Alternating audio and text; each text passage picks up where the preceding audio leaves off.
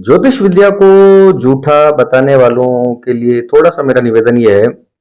देखिए, ज्योतिष विद्या पूर्ण रूप से गणित है।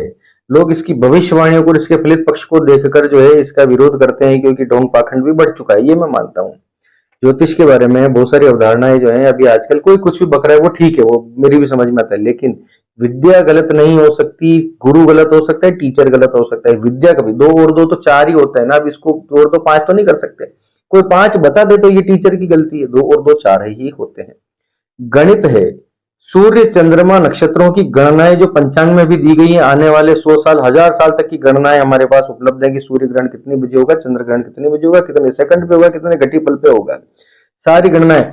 जब ये गणना सही है तो इनके होने वाले फलित पक्ष भी आपको समझने चाहिए कि वो होंगे। गणित में जब देखो, अब जब भी कोई हम स्ट्रक्चर बनाते हैं, जैसे कोई पुल बन रहा है, फ्लाईओवर बन रहा है, कोई बिल्डिंग बन रही है, तो उसका जब नक्शा खींचा जाता है तो नाप चोप हम लेते हैं ना, उसकी नपती करते हैं, वो हम उसकी इतने फीट ये है, इतने फीट ये, इतने फीट पे इतने पाइपलाइन निकलेगी, गणित ही तो है सारा। उस गणित को आपने अपने जीवन में अप्लाई कर लिया, अपने प्रैक्टिकल लाइफ में जब अप्लाई कर लिया तो वो फलित पक्ष हो जाता है। उसको आपने अप्लाई कर लिया उसको जीवन में। यही चीज सूर्य चंद्र और नवग्रहों की जो हमारी ज्योतिष की गणनाएं हैं, इनको जब आप भौतिक जीवन में अप्लाई करते हैं तो फलित पक्ष हो जाता है कि सूर्य की चाल ये रही है, सूर्य का गुण धर्म ये है, चंद्रमा का गुण धर्म ये है, तो इसके इतने अंशों पर इस प्रकार से जब आपके जीवन में आएगा तो इस प्रकार से आपको फल प्रदान करेगा। इसमें कहीं कोई संशय रखने की आवश्यकता नहीं है। लोगों को ज्योतिष विद्या नहीं आती और वो ज्योतिषी बन के बैठे हैं, तो इसकी वजह से हो सकता है कि ज्योतिष के बारे में लोगों का थोड़ा सा वो विश्वास कम हो गया हो, वरना विद्या कभी गलत नहीं होती, ये बात मान के चलिए। ज्योतिष 100% सत्य है, पांचवा वेद इसको कहा गया है। सृष्टि के सर्वप्रथम ज्योतिषी नारद मुनि थे, भगवान गणपति थे, उन्होंने भगवान गणेश जी महाराज ने गणनाएं की, नारद जी, ये हमारे शास्त्रों में इसके उल्लेख है, स्कंद पुराण में, नारद पुराण में, तो भर भर के, ठीक है। नारद जी ने ही बताया था पार्वती को कि तुम्हारा पति इस प्रकार से होगा, ओगड़ होगा, कम कपड़े पहनेगा, भूत प्रेत उसके साथ में होंगे, शरीर पे राख रगड़ेगा। इस प्रकार से जो है तुम्हारी ऐसे व्यक्ति से तुम्हारा विवाह होगा। भरे पड़े हैं हमारे शास्त्र, भरे पड़े हैं ज्योतिष की गणनाओं से और उनकी भविष्यवाणियों से। जिनको समझ में नहीं आता, जिनको इसके लॉजिक ढूंढने का शौक है, उनका कोई कुछ नहीं कर सकता। नहीं मानना है ना मानो। बड़े बड़े लोग मान रहे हैं, तुम्हारे नहीं मानने से कुछ भी नहीं होता। बहुत बड़े बड़े सेलिब्रिटीज, बड़े बड़े सेलिब्रिटीज, बड़े बड़े कुछ लोग का तुम बड़े बड़े, अभी छोड़ो इसका क्या बताया जाए कि कौन, मैं किसका कुंडली देखता हूँ नहीं देखता हूँ, ये कोई मसला नहीं है।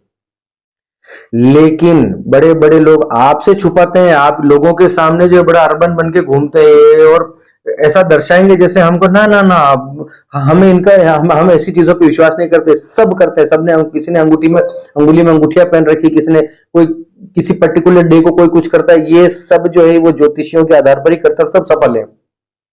आपको नहीं करना, मत कीजिए। मैं भी बोलता हूं, ना मानना है ना मानो, भगवान का आश्रय लो, ईश्वर का आश्रय लो, उनकी तपस्या पूरी करो। उन पर तो विश्वास है, ईश्वर पर विश्वास है, वो तो कर सकते हैं ना, वो कीजिए, कोई प्रॉब्लम नहीं है।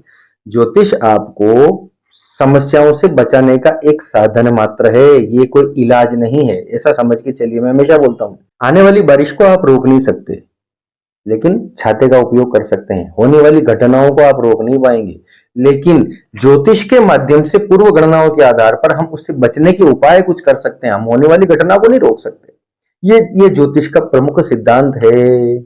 और भी बहुत सारी बातें हैं, आपको समझनी चाहिए। देखिए, ऐसा किसी पे ब्लेम कर देना, अचानक क्लेम कर देना, जिस चीज को आपको मालूम नहीं, जिस चीज का आपको पता नहीं, जो आप टीवी पर देख के, सोशल मीडिया पे देख के लोगों का अनुमान लगा रहे, आप वीडियोस देख के, ये तो बहुत निम्नतर बात हुई ना, बहुत निम्न सोच की बात हुई कि आप अगर आपको विरोध ही करना है तो कर ही लीजिए, उसमें क्या हो गया। किसी ज्योतिषी से मिलिए, कभी अच्छे ज्योतिषी से मिलिए, उसके साथ बैठिए, बातचीत करिए, अपने बारे में जानने का प्रयास कीजिए। अगर कोई अच्छा ज्योतिषी हुआ तो आप उसके पैरों में गिर पड़ेंगे।